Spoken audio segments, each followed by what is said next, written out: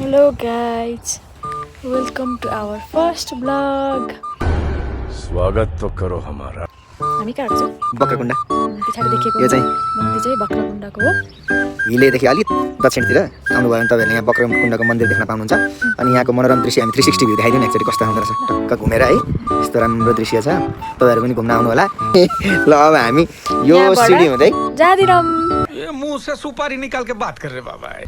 कहाँ जान्छौँ त हामी? किनकि यो सिडी धेरै लामो छ, अघि आएकै छोटो सिडी जाने हामी। मेरो आँखामा के छिरो? म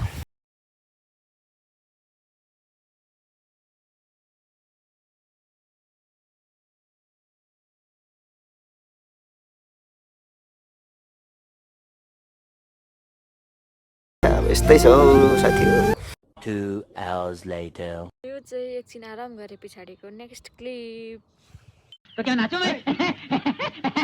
हाम्रो चाहिँ अलिकति बाटो जाने भन्ने प्लान भएको छ गाइस। यो बाटो नजाउँ न भनेको यही बाटो जाने।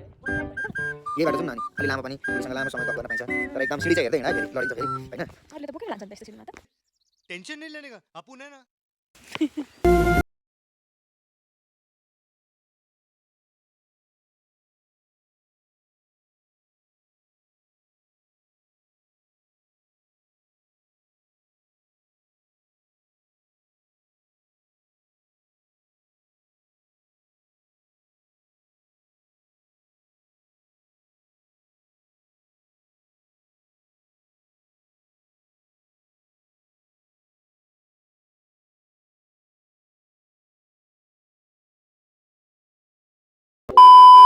तरिकाले थाकेर त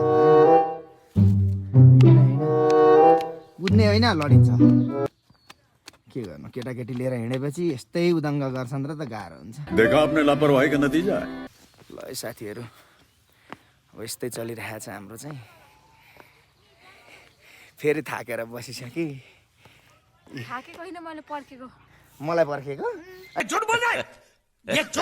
थाकेर हेर्नु न साथीहरू, बाना चाहिँ लास्टै आउने के यतिको डेन्जर भयो भने। फाइनली गाइस बस लायक है क्या? यस्तो गाह्रो बनाएपछि यस्तो भइसकेको छ हुन्छ। यता। अनि ये सब क्या देखना पड़ रहा है? अच्छा है मैं अंधा हूँ।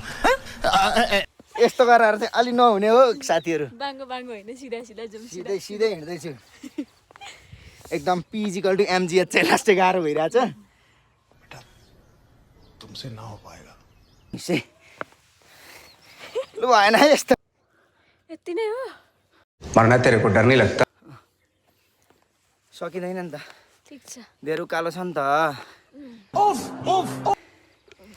ल ठिक छ।